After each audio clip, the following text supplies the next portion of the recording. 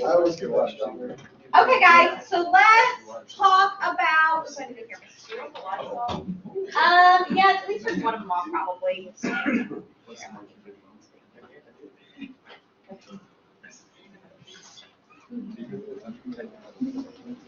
Okay, so let's first talk about the pre-assessment assignment. So I passed out the hard copies, but you guys don't have to use the hard copies. You can obviously do it online, and if you've already done it, that's great. But I just wanted to go over a couple of things with you guys, so if you have questions about it, if you haven't already done it. If you want to use the hard copy, you certainly can. You can use it for the first, I think there's 6, 1, 2, 3, 4, or 5. For the first 5 ones, you can actually do on the paper if you wanted, but then parts 6, 7, and 8, you have to actually go online and then copy and paste it. So if you wanted to do the hard copy and then like just scan it in with your, like make pictures of it or whatever and put it with the online, you can. Okay, if that's like online or whatever, I just put it straight into that question. Yep. Okay, cool. Yeah, so my intention is that once you do the part 6 vulnerability quiz, that you would just do a snippet, copy and paste, something like that, and put it under part 6. So I know it's the part 6 one and then part 7. You want to like the whole paragraph answer, or like just the score, like the 4 main things that we are? That's up to you. I at least need the score. Or I didn't know like. Yeah, like, I mean, Copy and if paste the whole thing. yeah, if you do the whole thing, that's great. But at minimum, I need the score because that's what we're gonna use like to assess you guys. Okay. And on some of these guys, I know I was having some people that was struggling with like how to score your stuff. If you can't figure out the instructions, because I know all of these have different instructions for scoring. So if you don't understand the how to score, I don't necessarily care that you total up your scores as long as you put your stuff here. I can total up your scores for later. Because what's going to happen is at the end of class, you guys are going to retake this, and we're going to see if you guys' stuff has changed. And I'll hand these back out to you guys if you guys want, and so you guys can see, like, have I changed it all from the beginning of class to the end of class? So, and that's why it's also really important for you guys to answer extremely honestly about this, so that way, now my computer sounds like it's wanting to take off. So that way you can actually see if anything in this class actually helps you in any way, shape, or form. So that's the goal, is to see if we're actually doing stuff that will change you for the better. So are there questions that I didn't cover about how this is done? Yes, but. So, apart like 2, 3, Mm-hmm. like you have the same, like we rate from 1 to 7, like is it 1 through 7 or 1 or 7? Yes, 1 through 7. So it can be 1, 2, 3, 4, 5, 6, 7. So like, if it does not describe me at all, I'm going to put a 1. If it kind of describes me, I might put like a 4 or a 5. Okay, then Yes. So just how accurate you think that these are based on you. And hopefully this will reveal a little bit about yourselves, so you guys will learn something that you didn't know. Any other questions about the assignment? No, if you guys don't want to, like say, if you can't figure it out, or you don't want to put the scoring in the bottom where it says like base score here, you don't have to. I can add up your scores later. That'll be for mine, for if you decided to say yes to the research, then I'll add those up so that way I can do it for the research. But other than that, okay, any other questions regarding the pre-assessment? Everyone did their journal, right? Awesome. All right, I've started grading those, but I haven't got very far. I did fix on your quizzes the question that had like, what's the final project or whatever. I gave everyone points for that because since the quiz was messed up and it didn't update to give you guys the actual answer it was supposed to be, which was your final personal essay. So I think that like there was like research or book report or argumentative essay or something like that. So most people missed that one unless you happen to guess whichever one happened to be clicked in Blackboard. So everyone got points for that. So you guys should see your syllabus quiz should be updated with at least 2 more points if you happen to miss that. Reminders, Monday is Labor Day, so if you guys have class on Monday, you do not have class on Monday because it's Labor Day. And Tuesday the 3rd is your last day to drop a class at 50%. So if you need to drop a class and you didn't get it dropped by 100%, you have until Tuesday to drop at 50% and get 50% refund. All right, so those pre-assessments are due Sunday by midnight. So if you have questions or anything like that, let me know before Sunday at midnight. All right, so we are going to start chapter 1, and we're going to talk about leadership, character, and context, and kind of why this is important, and kind of the different character traits that we're going to talk about throughout the class. And I'm supposed to like try to stay, they want me to try to stay like in front of the camera is, but I kind of move. So if you guys are watching this back later and you guys can't hear me, it's probably because I'm like up there or over there. So I'll try to stay, close to over here for the people who are watching online. Okay, so character is a matter of choice and not decision. So we choose our character, right? Just because you're the CEO or the President of the United States or an instructor at a university doesn't mean you have character, right? That position doesn't make you make positive ethical decisions. So our competencies are our skills, ability, and knowledge. And so our commitment represents how much effort we put into using these competencies. So how committed we are into using our skills, abilities, and knowledge, right? Because we may have the knowledge, but if we don't choose to use it, then what good does it do us, right? So character is the driving force for building competencies and demonstrating commitment. The book uses the financial industry as an example. So does anyone know what happened, kind of give me like a very short synopsis of what happened with the housing market that went bust in 2008? Go ahead. So instead of the banks actually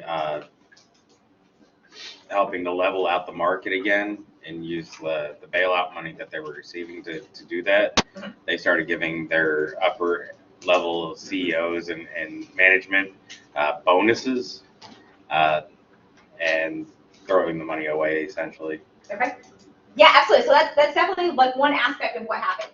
So with the housing market, what they did is they realized that they were giving mortgages to people, like banks were giving mortgages, but guess what? There's only so many people who made the amount of money required to get a house and only so many houses to put them in. So banks started giving what they called subprime mortgages to people who couldn't really afford the houses that they were buying. So they would give someone who made $20,000 a year a house that cost $400,000. So if you do the math on that, like you don't have enough money. All the computers are so they started giving these mortgages to people who couldn't afford them. So then the housing market was going to basically collapse upon itself. So has anyone seen The Big Short? Yes. Yeah. Okay, so if you've seen that, the movie does a really good job of kind of explaining the overall of what happened. And so exactly what you said, Richard, is that was the fallout of it, right? So we had to bail the banks out so that way they didn't go under. And then the banks started doing questionably, stuff that was questionable of ethics with the money, right? So I'm going to play you a clip from The Big Short. I will warn you, there is some language in this, so if you, if you have, I want to warn you, so if you do have a problem with language, you are welcome to step out. It's like a 3.5 minute video, so you may step out, but I wanted to, I mean, you can, it's okay, I understand. But that's why I wanted to warn, because some people have a problem. So this is kind of just an explanation of what happened when they realized that all these mortgages, all these people were going to start defaulting on their mortgages, right?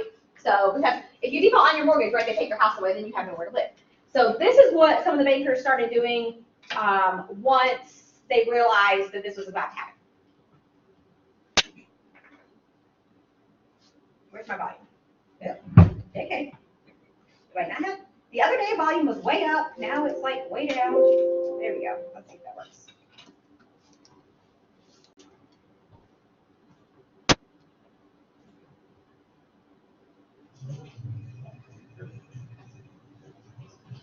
Hi. Is that okay for you, Matt? Hey, Mr. Bennett. What we have? Let's see what you got. You smell it? What is it? What? What's this thing? Cologne? No? Money. It's no money. Chris.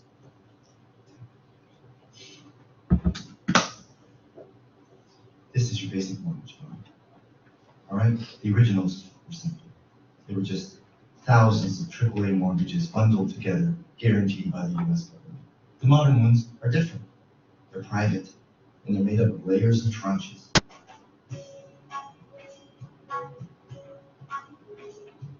The highest level AAA is getting paid first. The lowest rated B is getting paid last, taking on defaults first. Now, obviously, if you're buying Bs, you can make more money, but they're a little risky. Sometimes you fail. Chris? Somewhere along the line, these Bs and little Bs went from a little risky to dog shit. Where's the trash? I'm talking rock bottom FICO scores. No income verification. Adjustable rates, dog shit. The default rates are already up from 1 to 4%, fellas. And if they rise to 8%, and they will, a lot of these triple Bs are going to 0 too. And that, is an opportunity. Okay, you're saying that at 8% the bonds fail, and we are already at 4%. That's right. If they go to 8, it's Armageddon. Yeah, that's right. How come nobody's talking about this? You're completely sure of that. Look at him. That's my quant. What? My quantitative, my math specialist, look at him. You notice anything different about him? Look at his face. Look at his eyes. I'll give you a hint. His name's Yang. He won a national math competition in China. He doesn't even speak English. Yeah, I'm sure of the math. Actually, my name's John. I do speak English. Jerry likes to say it though because he thinks it makes me seem more authentic. I got second in that national math competition. So you're offering us a chance to short this pile of blocks. How? With something called a credit default swap. It's like insurance on the bond. If it goes bust, you can make 10 to 1, even 20 to 1 return, and it's already slowly going bust. 10 to 1, 20 to 1. No one's paying attention. No one is paying attention because the banks are too busy getting paid. They're seeing fees to sell these bonds. But wait, you are the bank. I mean, you work for the bank. I bet your margins are pretty nice and fat. Let's not talk about my margins, by the way. Being nice and fat, that's a nice shirt. Do they make it for men? Aren't you the bank? I work for the bank. I don't think like a bank. Big bank, small bank, I like to make money. All right? Let me put it this way. I'm standing in front of a burning house, and I'm offering you fire insurance on it. A's, 0. B's, 0. Double B's, 0. Triple B's, 0. And then that happens. What is that? That's America's housing market. Okay, so we have two different sets of people that we're talking about here with the financial industry. We have the people who actually gave the loans to people that they knew wouldn't be able to afford them, right? Because they're making money off those loans. Then you have these people who are shorting the market, right? Who's betting against the housing market, which just kind of made everything worse, right? They're making money off of people defaulting on their loans. That's what they're betting on, is that there's going to be hundreds of thousands of people who are going to default and be kicked out of their house, and we're going to make money off that. So is there a difference in those two groups of people as far as their character goes? Substantially. Okay, so you think yes? Explain. Somebody who gives, say a broker gives somebody a loan and they know it's gonna bust, Mhm. solely for them to benefit and make 20 to 1 profit is terrible morals. I mean, granted, it's for personal gain solely, but it's still terrible morals. Okay, so is it more unethical to do that than it is to bet against the housing market? Since all these loans have already been made, I can't do anything about it. So is it more unethical that I gave the loan than I'm betting against the market? No, it's logical to bet against the market. It's unethical to capitalize on people's incompetencies, I guess. Okay, But I mean, it depends on who you are and where you stand in life, I guess. right, so it depends on your character, right? What you think of as ethical, unethical, what knowledge and competencies you have, your skills and abilities, right? So if I have the knowledge that I can make money off of something, and I'm not the one who hurt them, right? I'm not the one who gave them a bad loan. Okay, so am I using that? Is that still ethical? Is that still good character? Well, if you let them basically shoot themselves in the foot, it doesn't carry any more weight, basically. Okay. Yeah, I'm sure that's how these people see it. I mean, No, that's exactly how they see it. Is they're not the ones who gave them mortgages, right? they're just not paying attention in their eyes, which I mean they're not, but still. So. Exactly. Is there more feedback in the back about the difference in these two groups of people? Yeah, I would say that there also has to be some accountability when you take the loans out as well. They know, you know very, very well that if you make $20,000 a year, you cannot afford a $400,000 home. So I would say people that gave the loans, also people that accepted the loans, it wouldn't, in my opinion, I don't think it would be wrong after the fact to bet against the market, knowing that you would come out better. You could do nothing, you could not bet against the market and you'd make no money and people would still default on their homes. Or you could bet the money or bet against, and then you would make money and people are still gonna lose their homes. Either way, you know, it's a lose-lose for them either way, but in your own seat, you come out exactly where you are or better. Okay, yeah. Yeah, but to add on that, the people that do the mortgages, it's just like a car salesman. They go off a commission. So you would make more commission on pushing a mortgage for a home that's 400,000 versus one that's like 120. Yeah. And where they could afford that. So, you know, in the sense of making money, and they can spin numbers and they'll be like, well, it's 30-year and it's, you know, if you are in charge of the mortgages, you know by numbers who can afford what at what time. That is your responsibility to not let somebody, it is unethical. I don't care, you know, but as far as like somebody comes in, blue collar worker, doesn't know all the rules and everything, you can spin it in a way that's like, no, you're fine. You can, these payments, it's fine. And then they sign on the dotted line and then all that happens. So they're basically, buyer beware kind of thing, but. I agree the person giving the loan is more unethical. Right, oh, yeah. That's extreme, because they already know the outcome. Oh, absolutely. Okay, get something back. I think it has to do if you're knowledgeable of something, Mhm. and that means that's where the ethical line is being crossed. Like if the salesman, if the person doing the loan, if the person above everything that knows all about the housing market, if you're knowledgeable of that and you still don't do anything, it's like, I feel like that's where the line would be drawn. Absolutely. And so another thing is, so then you have the group of people that we didn't talk about in this, is the ones who are insuring these loans. So you have the actual person who's giving these loans who knows this person probably can't afford it. But then what happens, and then you have these people who are betting against the market. But what happens is you have these middle group of people, and there's a great scene in the movie with Robert Margie, what's your name? Margot Robbie. Yes, her. Yes, Margot Robbie. There you go.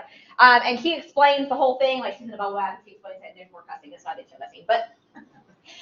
But she explains that basically what these people did is they used to bundle only people who were good. So those AAA ones were the people who they knew could afford the houses. They weren't going to default. They had like a very low default rate. All this stuff. They would bundle those, and those would be AAA mortgages, right?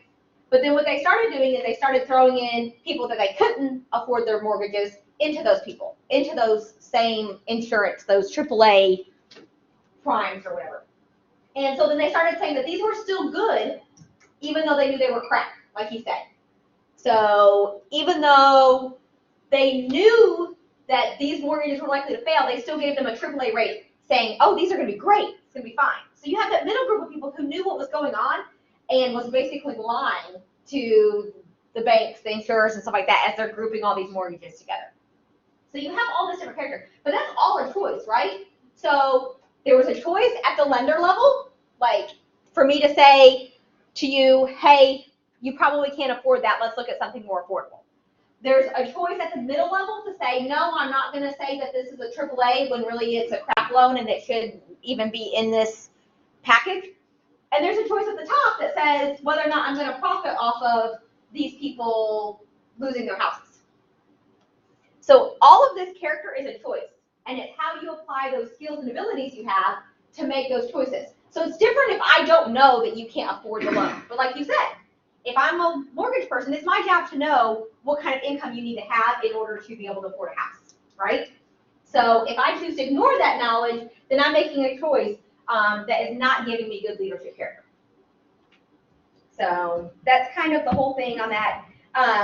One of the CEOs of this, of Countrywide Financial, in the book, it says that he said he was the pioneer of risky subprime mortgages that fueled the financial crisis. So he was the one who started this whole, I'm going to give bad loans to people who I know can't afford it. And in the book, it gives a great quote that kind of tells you kind of the thinking behind some of these people. If you look on page 2, once all these loans started to fail and people realized what was happening, he got a lot of emails and a lot of letters, and he said, this is unbelievable. Most of these letters now have the same wording. Obviously, they are being counseled by some other person or by the internet. Disgusting.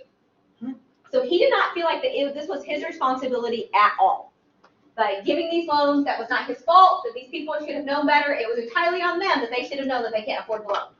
Have you seen that series Chernobyl? Mm-hmm. It's like the narcissism Yep. of everything.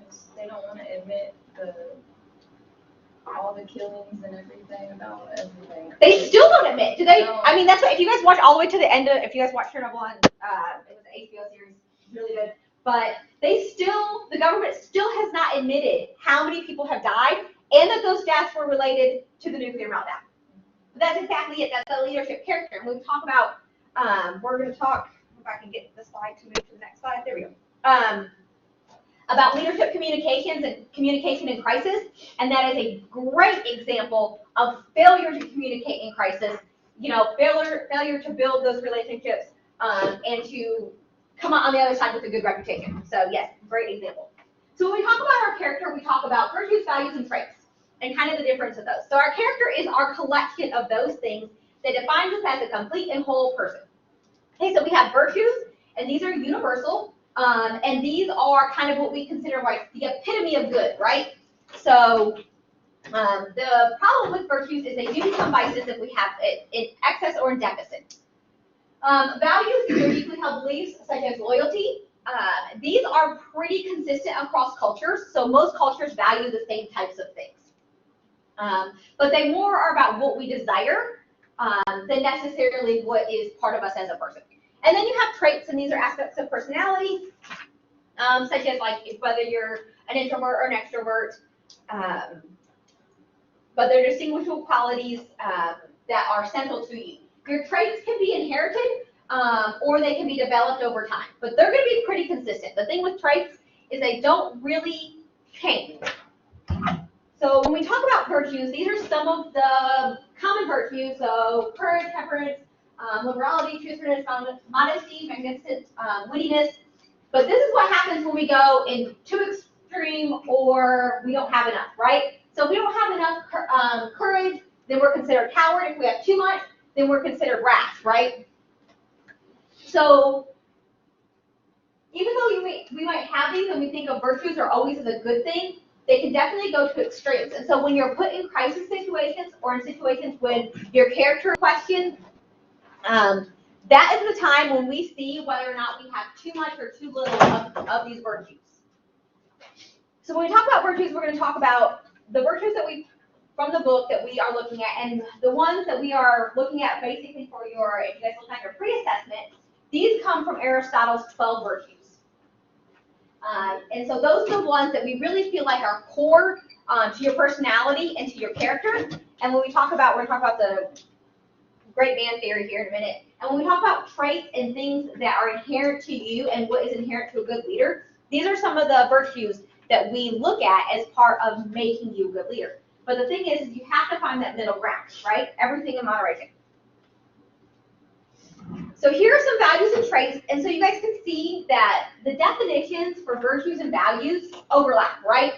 And even traits. So you'll see some of these things that are, it's listed as a virtue, it's listed as a value, and it might be listed as a trait. So these definitions are definitely overlapping, and so that's something to consider. But when we talk about values, they're more consistent across cultures, but for individuals, they can change. Okay, so for instance, when I was a teenager, dependability might not have been a value that was like super high on my priority list, right? Like I didn't care very much for that. But as I've grown and as I have a job and met people and all the different things I've gone through in my life, now dependability is a little higher on my list, right? Maybe loyalty is, depending on where you've been and what's happened.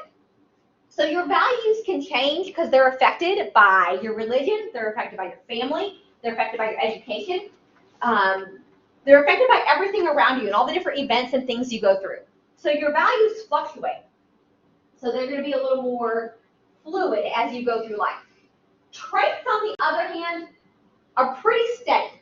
So these are your personality traits. These are the things that I said that you might be born with that might be genetic. So obviously our genes don't change. Now, they may be amplified or diminished depending on time. Like, I might have not been very patient, but I can work on that, right? And I can become a little more patient. Does that ever mean I'm probably going to be the most patient person in the room? No. Probably not, right? You can work on those and you can change them, but they're still always basically gonna be there. So when we talk about if I'm an extrovert, I'm always gonna be extroverted, right? If you're an introvert, you can force yourself to make a couple of friends and maybe go out and hang out with a group of people, but it's never gonna be your favorite thing to do. So yeah, you can definitely change, or like, they can change a little bit, but they're always gonna remain consistent. So that's something to remember about traits, is they're gonna be one of your most consistent things through your life. So therefore, which one of these do you think is gonna have the biggest impact on our character? Our traits, right? Because they're gonna be the most consistent things in our life. Our values can change, like as you guys go through this class, you guys might understand more important of being honest, right? And so that might become higher on your list for values. But your traits are gonna remain the same. So whether you're an optimist, a pessimist, or whatever, that is always gonna affect your character, and that's gonna have the biggest effect on your character because those are things that are not gonna change. Okay, food for thought. How do you define success? Being able to achieve something. Being able to choose something? Achieve. Oh, achieve something, yes, absolutely. So, earn a degree, get a promotion, something like that, okay? How else do you define success? Working towards a goal, working hard to, achieve your goal. There you go. Okay, so we set goals for ourselves, we reach those goals, we've been successful. Absolutely. Anybody else? Being at a comfortable place in life, The what? being like at a comfortable place in life. Absolutely, right? So when I'm comfortable, then I have been successful. It's all relative to position. I mean, it's personal preference, what you consider to be success. Right. It's different to everybody, so. It is. So can I force everyone in this room to be like, I graduated college, I'm not successful, and everyone will feel that internally? Well, you say, I'm comfortable making $75K a year, and most people in the room, I assume, would be. But there are other people in the room who would view that as a failure just because it's not the life that they envision for themselves as they're 6 or so. I mean, so. Absolutely. So some people, it's more success if they reach a certain level of income, and some people it might be like, if I get a job that has some results, then I'm successful. Like, I get enough vacation time, right? I would define it like what I could do for others, like my mom, or that's when I would be like, okay, I'm successful now. Once I can give back and do something for myself, or besides for myself, Absolutely. So when you can take care of somebody else. Okay, that goes into our next question is, how do you know when you're successful as a person? So that's what we kind of skipped over to is success may be achieving a goal, right? But like you said, each person has their own idea of what is successful, right? Right. So what are some things that you said when you can take care of somebody else? What's somebody else's version of when they know they've been successful? I mean, once I graduate college, I'll be successful at this point in life, but that's not, I don't have an end goal. I have a lot of little small goals that I want to achieve, but there's not at the moment, there's not an end goal that I want to get at. I want to graduate, I want to find a job, then at that point I'll be successful in finding a job. But after that point, then there's another small little goal that I want to reach. Okay, so different levels of success in your life. Okay. Anybody else have anything that they think that would define them as successful? Happiness. Oh yeah, are you happy? I mean, if you feel, it's not about outward appearances like, hey, I drive this car and I live here. It's more like, I feel like I've achieved my goals. I'm happy. I'm healthy. I've, contributed. Mm-hmm. Your personal happiness on who you are as a person. So we have internal and external levels of success. You guys agree with that? Yeah. Okay. Okay. So who do you want to be when you grow up? Not what do you want to be, but who do you want to be?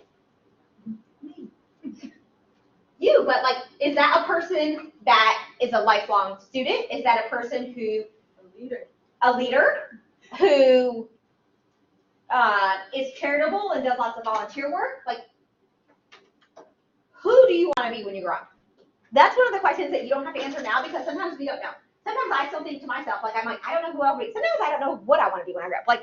Sometimes you don't know, but that's the whole purpose of this class is for you guys to figure out who are you right now and who do you want to be when you grow up? Because that's how because until you know who you want to be, you don't know how to get there, right? you're on this journey and it will take you somewhere, but it won't take you where you want to go unless you know where you want to go, right?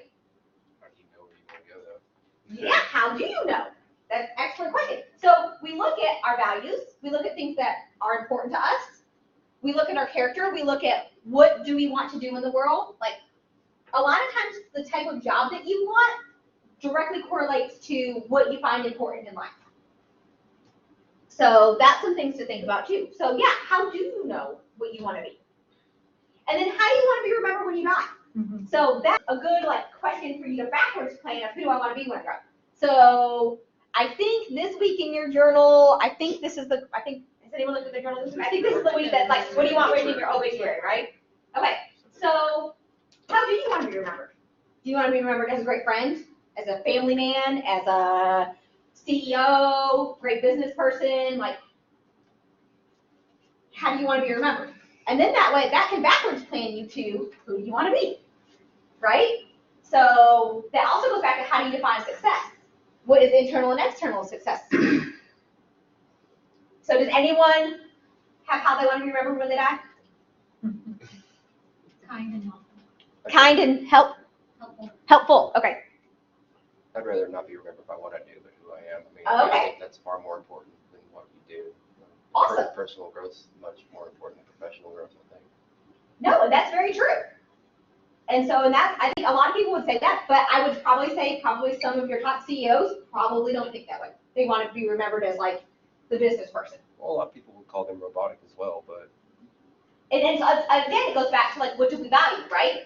And just because you value success in your career doesn't make you a bad person, right? But it's what you do with the rest of your life, right? And what you do, like if you're a successful company and then you can use that to give back, right? Or other things that you can do. But how you want to be remembered when you die is it's a very morbid thing to think about. But if you die tomorrow, how would people remember you right now? And is that how you want to be remembered?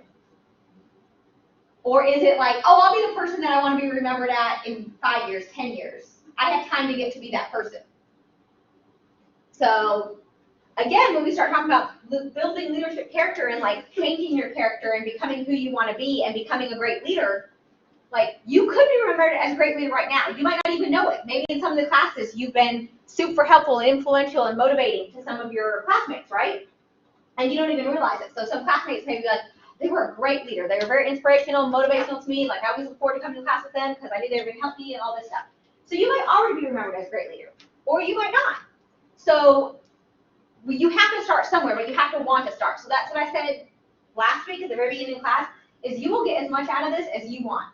So if you want to like learn about yourself and like really figure out like how humble you are and how compassionate you are and all those things, you will try your best at all the exercises and then hopefully give me good feedback on what exercises you think can be improved. So to make it better to improve people for next time. But it's up to you to do that, right? I can't force you to want to build your character. I mean, you guys all are taking the class, but you guys can still be like, this was the only elective that fit my time slot, right? So that could also be. I completely understand. Okay. Criticism. So one of the things that we have to be worried about or be mindful of whenever we are talking about building our leadership character is what we call virtue signaling. And this is basically putting an outward appearance of taking a stand without actually doing anything. So the greatest example of this is social media. It makes it so easy, right? Social media, you can go on there and you can say like, I want to save the pandas, and you can share the page and you can like the page and all that stuff.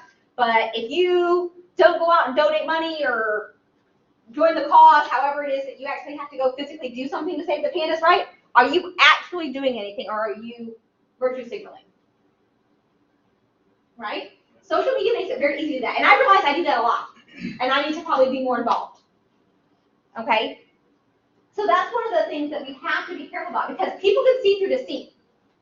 Right? You can tell if someone's fake. We've all known the fake people, right? And you're like, yeah. So if a fake person tells you, I'm going to help you out and I'm going to be there for you, what do you do when that person walks away? Huh? You expect it? If they're fake and you know? When they walk away? Yeah. Well, no, like when they say like, I'm gonna be here to help you and I'm gonna come back tomorrow and help you and then they leave. And then what do you think? And you're saying if you know But they're if they're fake? fake. Yeah, if you know they're fake. Oh, then Oh, I'm you like, expect you don't expect anything. Yeah, you expect them to walk away and not come back, right? You expect them not to help you. So we can see through people. And a lot of times when people are being fake, they don't think that you can see that they're being fake, but we obviously all can, right?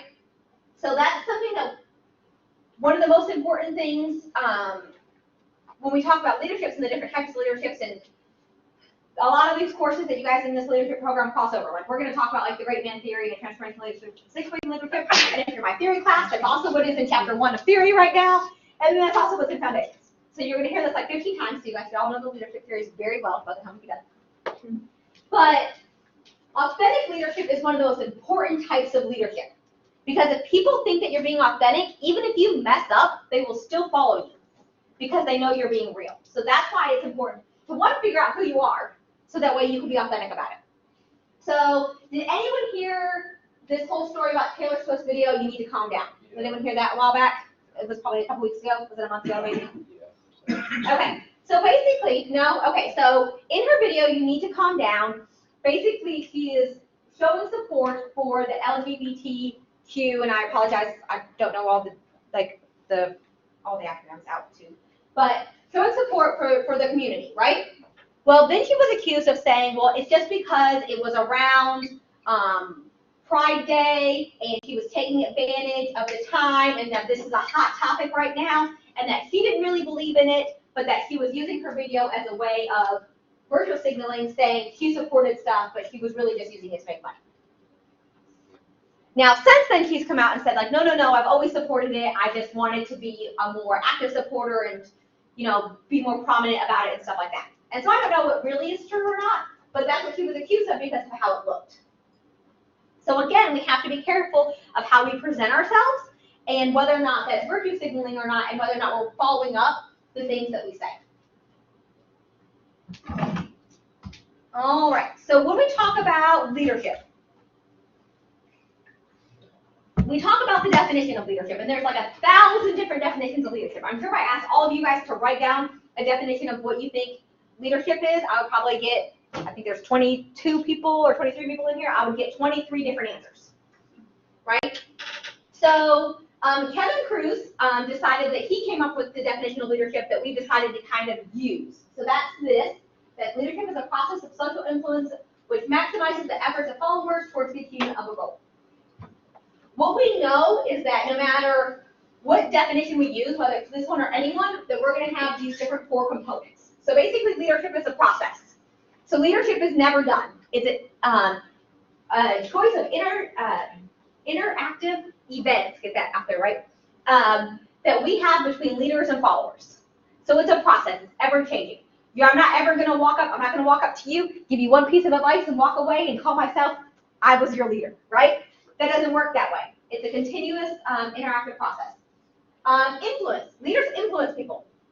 So hopefully, positively, right? Good leaders influence positively. Bad leaders influence negatively. But you are going to have some type of influence or impact on your followers. Groups. So leadership happens in groups. I can't be a leader of myself. Like, I can't just stand up here and, like, I'm my own leader. Like, I have to have a group of people to do that. And then common goals. So leaders help people to work together to achieve common goals. So one thing when we talk about that leadership is a process of social influence which maximizes the efforts of followers towards the achievement of the goal, one word that is not in here is when we talk about that it doesn't require authority. Does this say that leadership is the person who is the CEO, or leadership is the person who's the manager? Has nothing about that, right? So why do you think that that was left out? Why do you think it doesn't have authority listed in there?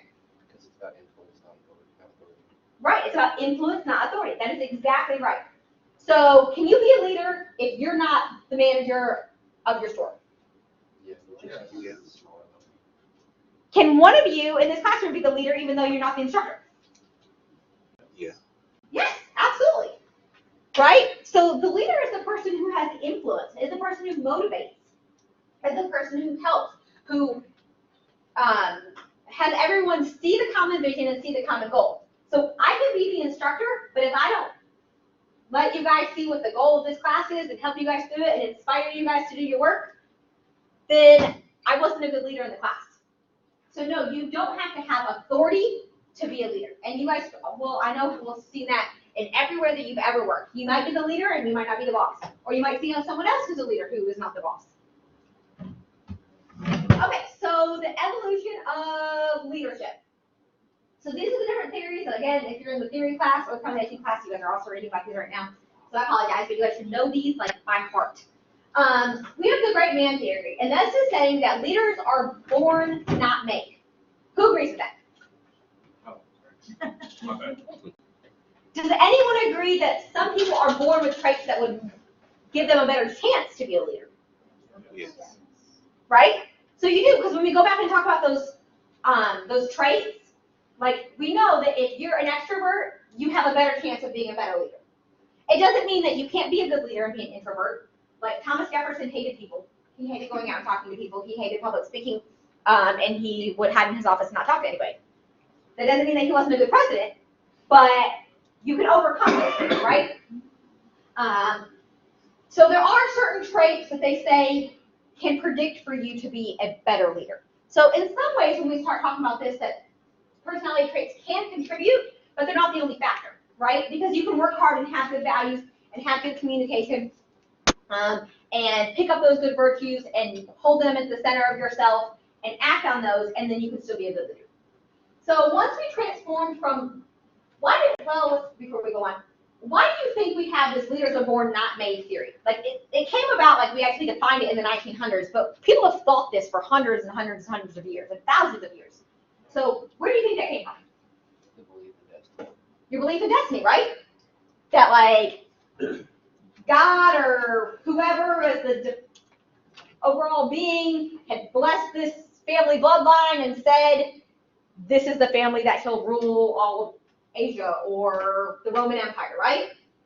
So that's where kind of this belief comes from. So it dates back for thousands of years that people think that because I was born to the son of Caesar or whatever, I am to rule and I am born to be the leader.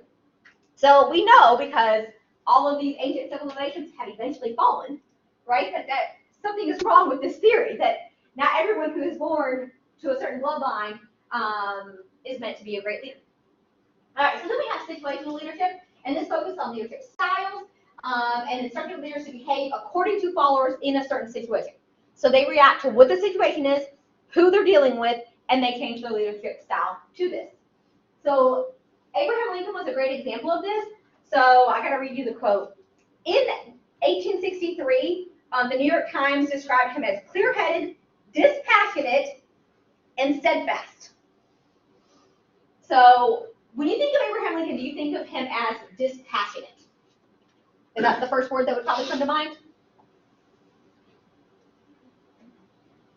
Not really, right? We think of him as like this person who is very passionate to like save the country and change the world, right?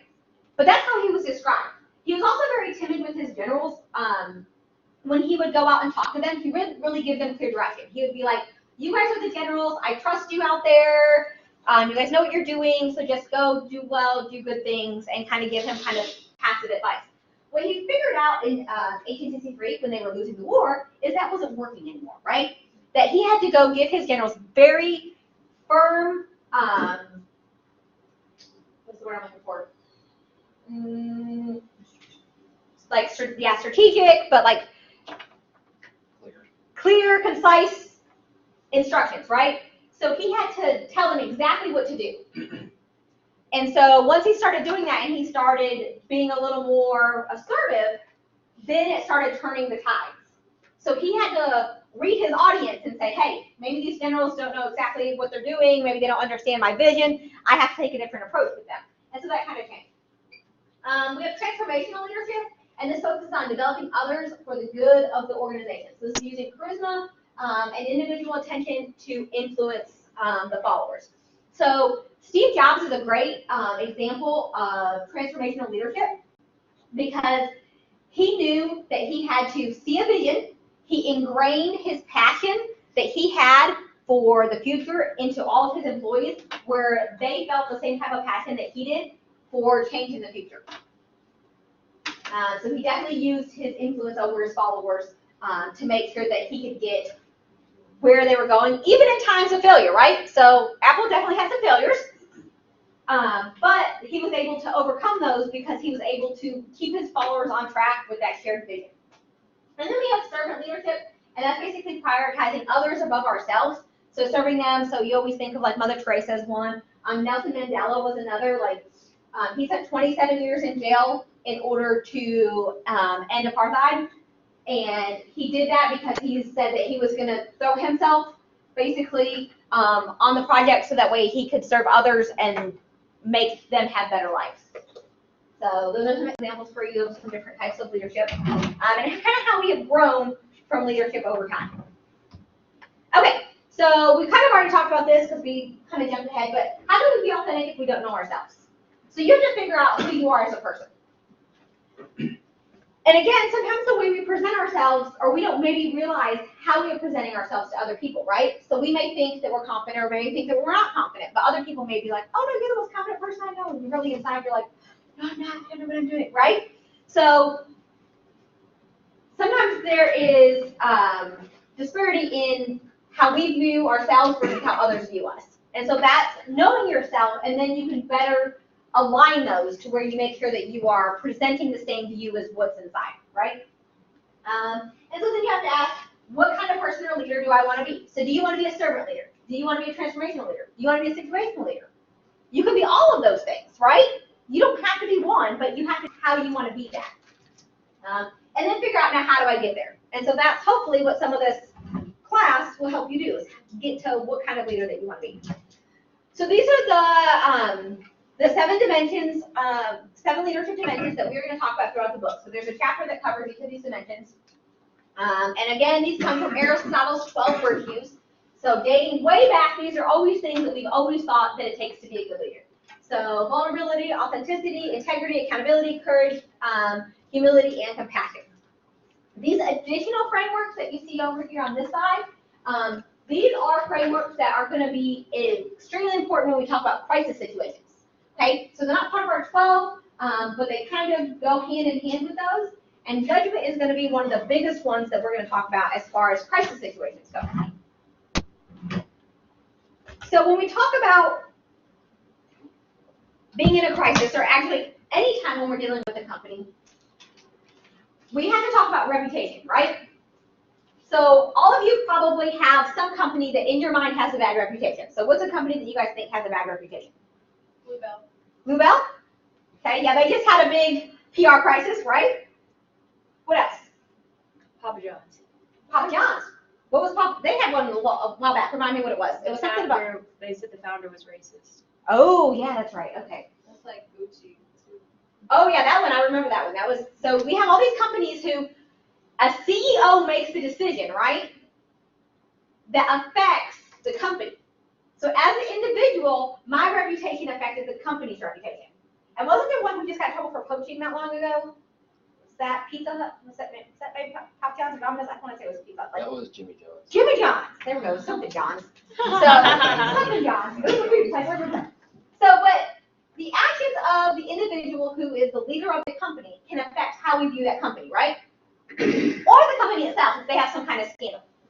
And that can definitely affect how they handle that crisis, will affect the reputation of the company. And a lot of that comes down to communication. So if Bluebell, like they just had, they were the licking scandal, right? Or the E. coli, were they both? They had like Listeria a couple years ago. Listeria. Lick. Yeah, so they had a couple different things, right? I remember the licking one was like recently, but I remember they also had some type of They like had 2 outbreaks of Listeria. 2 outbreaks of Listeria, like Wait, what is this? Bluebell. What's Listeria? Huh? What's Listeria? It's a type of bacteria that'll make you sick if you ingest it. It killed. I think it killed some. Or yeah, I think so, I guess. I mean, I believe that. I don't know. I'm not a medical expert. The subway example that you did last year. Yeah. The guy, like, he's not the leader of that company, Right. but to the world and like He was the face. media-wise, he was the face of that company. So Spokesperson. everybody was the leader. Right. And so whenever that whole thing came out about him, like, that hurt the company. So if they would have decided to keep him on, I'm not saying that like Subway wouldn't still be profitable. I'm just saying that They could have. Them firing him and like throwing him away helped them tremendously. He was a figure. Right, I figured. Yeah, but how that company reacted, right? And how they communicated that. So if they came out and said, we fired him, we absolutely do not believe in what he did, we absolutely are against this is against our morals, our ethics, this is against company policy, this is against everything. They come out with a strong message about how they feel, that helps, right? Then I believe that Subway, doesn't support child molesters and I will still eat it, right?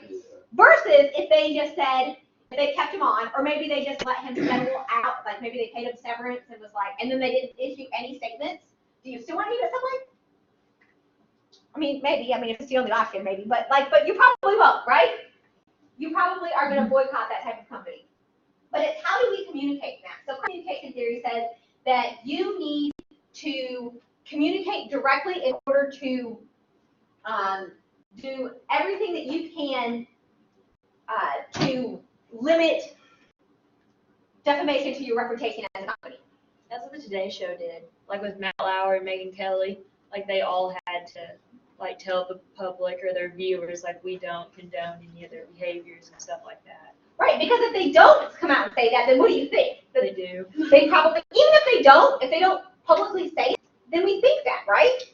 You also have to understand who your audience is because certain companies are going to speak to people. Well, it's like the Bang Energy. Everybody's all irritated with them for personal reasons. They didn't even do anything wrong, and they had to come out and make a statement redacting literally donations. So I mean, it's just the times, It's Exactly, but it's reputation, right? Yep. And that there is at some point in time when reputation is perception, right? That no matter what happens, no matter even if the company did do a single thing wrong, if that is the reputation you have and that's perception, that perception becomes reality. So the example here was like Red Lobster, like I used to love Red Lobster. So we all know, and that's the thing. And so I absolutely don't believe that anything was done maliciously for them to have prejudice, or I don't even think that anyone actually got sick. They just found out, I think an employee had caught it accidentally, like on vacation, or I don't remember the whole story, but something like that, right? But they have that reputation now. And it's stuck in my head that that's what I think of when I think of Red Lobster. And it used to be one of my favorite places to eat. And I know that it's completely safe to eat now, but now just perception becomes reality. Olive Garden did have the same thing. Did they? But they actually had cases that were, I really like that. Well, Gotta go to they put a little bit of extra sauce in the fettuccine. Oh, I remember that story. That was terrible. Yes. I think that's why I've never eaten the fettuccine at Olive Garden. You guys can Google that later. Not on school. Lobster acted, they did everything right. They found out, they issued it, they did. It wasn't like it was a big scandal that broke and this happened. Yeah. And they didn't. They're the ones who broke it. They're the ones who said. And as far as and I still don't think anyone actually got sick or anything like that. Like no one was contaminated or anything. They took everything that they were supposed to do. But again, perception becomes reality. That is why it's important for you to attempt to get, because I still see tons of cars there. So clearly people are still eating it a lot. they ran out of the shots, and I know people that had to actually drive to Little Rock because that massive panic of Right. going, wait, did we eat there? So people just did a flood, and Yeah. Yes. It's crazy. Medical people made a whole lot. Oh, yeah, totally. And then you have the situational crisis communication theory, which says you need to apologize right away. That's the first thing you need to do. No matter what, you need to apologize. So it also depends on whether the apology is sincere or not. So we have some examples, and there's some good percentages in the book. Like I said, 59% of people said that the company leader's communications is influential in their opinion of the company. So how that company communicates. And then 83% of CEOs believe that strong CEO reputation can protect a business in a crisis. So they think that if you believe in them, then it'll protect their company. So let's look at there's a ton of different ones in the book to give you guys examples of different crisis managements and how people have failed at crisis management. So does anyone remember the United Airlines forcibly removing their customer a while back? which one? Yeah, which one? I think it's like 3. So I think this is after the first one. And they forcibly removed the doctor, and drug him off the plane, and then there was video, and So instead of coming out and saying, oh my gosh, we absolutely do not support these actions, like this was not the way this was handled, like apologizing and saying this was against our values. This is what he said. He said, I apologize for having to re-accommodate these customers. He called the customer and then disruptive and belligerent. So does that really give you like, be like, man, I can totally go on United Airlines and be completely safe? No. They probably didn't even like that. That probably not. Yeah, someone else probably did, who knows? Because in all honesty, if anyone in here has ever flown, if you take on a tone that the flight attendant does not like, if you ask, if you bother them too much, they get aggressive. I mean, I have flown quite a bit, and I'm like sitting there going, no, whenever I'm the person that's like, yeah, but whenever you have time, I know you're super busy. Don't kick me off this flight. Yeah, that. I did see some drunk girls get kicked off the flight coming back from Vegas. They had partied a little too hard right before the flight, and they were escorted not so nicely off the flight, but they were clearly super drunk. But anyway, but yeah, so you have to be careful with airlines. But is this the right way to address this? Is this the right type of communication that we want to have? Right? That doesn't give you confidence in the leader in the company or anything like that. So then you have the Equifax data breach, which affected 143 million customers. So they basically gave a very dry statement that gave the basic facts, and they made no attempt to connect with the customers and be like, hey, let me help you. The other thing with the Equifax thing is it happened in May, and they didn't issue any type of statement or even let anybody know until September. They're giving out money now. I'm getting a check. Yeah, oh, good. Okay. So they're trying to make up for Yeah, it. just if you go on Equifax and check, you got breached. $25. Oh, good. Okay, so that's good. So good to know if you guys were part of the breach, if you needed some money. Yeah. 142 million people are getting money, so that's good. But they probably didn't communicate in the best way, right? It's probably after the fact when everyone's doing fit that they're like, hey, maybe we should contact these customers and do something. So do you remember when you first got contacted about that? I didn't get contacted. I had to go on the Equifax Oh, so website. then you were saying You have to do it. emails. You have to do it independently. Yeah, they don't tell you if you, good. they don't tell you if you got breached. You just have again, to go on there and be like, did I get breached? And they send you money if you did. That's why nobody. Wow. That's why nobody knows about it. Oh, yeah, okay, so good to know. Everyone go check your Equifax. All right, so then this is in contrast with the example in the book. So Adidas' email. So after the Boston Marathon, I think this was in 2017, I think the book said, which was only a couple years after the Boston Marathon bombing, they sent an email with a subject line that said, congrats, you survived the Boston Marathon. Can we see why that could be a problem? Kind of, but not very culture. So. Well, I mean, so some people might not have been offended, but it offended a large portion of people, right? So instead of them just saying, instead of them not addressing it or just giving a generic, we're sorry, apology, they issued like a, we're incredibly sorry, like there was no thought given to that email. We deeply apologize for our mistake. So they like went to the point of like saying, taking complete blame. And that's often the thing with leadership is that sometimes you have to take complete blame. Even if it wasn't completely your fault, like the best way to repair your reputation and move on is to take the blame for it and be like, yes, we made a mistake. We're sorry. If we can fix it, we're going to send you $125 if we can. If like this is obviously not something to be fixed, but like we're going to do what we can to make this better, right? So it's all about the communication piece. So part of the communication piece, though, and a part of making good decisions in those crisis situations about whether or not you're going to send out the right email or the wrong email or not say anything or wait 6 months to say something or wait until you can't cover it up anymore or something like that, is judgment, right? So when we're talking about this, you need judgment, but you also need competence.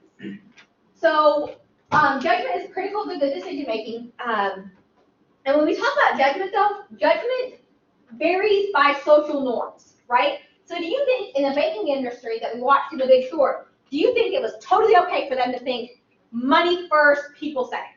Yeah, I mean, in the room, Yeah, with the group of people you're in, that was totally okay, right? Wall Street, that's what they think, right? It's the more power, the more money. And so their judgment is based on those social norms. That is completely normal for their daily life, right? Is that normal from your daily life? Yeah, well, I mean, yeah, exactly. Depends on who you are, right? So if you're on a sports team, is it normal for your daily life to be in a competitive mode? Yes. Right? So that's your normal. So you'll make judgments based on being competitive. So you have to think about those norms and what is normal. So that's also why it's important that you pick a company that kind of shares your values and your ethics and those types of things. Because if it's normal for that company to like hurt its customers and lie to them and take shortcuts just to make money, then eventually that's what you're going to be pressured into doing, right? Has anyone ever been peer pressured to do something that they weren't quite sure that they should do? Everyone should, you don't have to raise your hand, but everyone, you know, there's at some point in time, whether you were in high school, whether you were a little kid, like, and they were like, let's jump off the monkey bars. So I'm probably gonna break my leg, but okay, like, so those social norms of what everyone else around you is doing are very strong, and we don't like to admit that because we like to think that we're very independent people, but they are very strong and can definitely have an impact on your judgment. So it talks about here, gives the elements for demonstrating judgment, and there's also the 4 psychological processes of people who perform morally. So if they're making moral decisions with their judgment, it's know the possible courses of action and who is affected and who the impact, determine which courses are morally correct, prioritize those values over personal interest, and have the strengths and skills to follow through. But these ethical breakdowns are a process and not an event. But the other part of this for judgment is not just knowing what you should do, but having all the information, right? So we could think, I'm going to take care of people, right? And that my goal is always that I'm going to make the decision that it's going to take care of people and make sure that nobody gets hurt. But if I don't have the knowledge of how to do that or how my decisions are going to affect you, am I still probably going to make a very good judgment decision? Okay, so who thinks that President Andrew Jackson moving all of the Indians onto reservations, like way back when, was a good ethical decision? Nobody? No takers on that one? Okay, so he honestly thought, and I'll read you the little thing, the little blurb, but he honestly thought that by removing the Indians in the United States west of the Mississippi was a good thing. He argued that our policy, the United States policy, at attempting to assimilate the tribes into white society had failed, and that the Native Americans' life would eventually be destroyed. And he recognized that whites desired the lands and feared if the Native Americans remained in those areas, they would eventually be exterminated. So he thought that by moving them to their own reservations, they could preserve their way of life, he could keep them from being killed, and that would be he honestly thought, like he was trying to be compassionate, right? But he clearly didn't have the competency, right? He didn't have the knowledge of what this would actually do. So he was attempting to make a good decision and exercise good judgment, but if we don't have the knowledge and we're not competent enough to make the decision, it will still come out badly, right? Because we know that 4,000 Native Americans died on the Trail of Tears going to the reservations. You know, thousands died since then. And we basically did end up stripping them from their way of life, right? So just because you think you're making a good judgment decision, you have to make sure you have all the facts. So that's a two-factor thing. Just because you want to be in the right doesn't mean that you actually will be if you can't use all of your abilities and knowledge and skills that you have at your disposal. And we don't always think about that, right? We think that if we are choosing to help someone, then that's the best thing we can do, right? It's always the best thing to help somebody, but we might not always go about it the right way. So what we can learn is that we have all of these examples in the book and all of these examples online, is that we can learn from other people's decisions, right? Is that we always know that learning through failure is one of the best ways to learn, and we're going to talk about that in the next chapter. But do we all always have to be the one that makes the mistake in order to learn from it? No, right? We can analyze all these different case studies, we can research, and we can apply those to our own life so we don't make the same decisions. So hopefully, if I am the stewardess on the plane and I need to seat for a different customer, I can learn from the fact that hopefully I already knew, but if I didn't already know, I can learn from the fact that I don't just drag customers, you know, off the plane. So hopefully I can learn from that.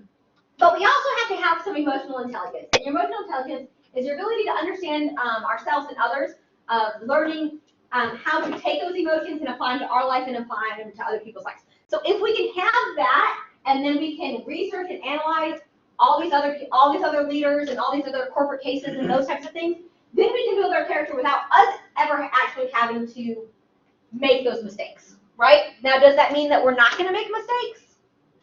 No. If you're not making mistakes, then they always say what you're not trying hard enough, right? So hopefully you're not gonna make any monumental mistakes that's gonna cost someone their life or that's gonna cause your company to fail, but it means that you're trying and that you're evolving. So you always wanted to do that, but hopefully we can learn from others and we don't have to do that. So your final quote of the day is through self-reflection and practice, we hone our ability and develop an approach for self-development. So that's what we're hoping to do.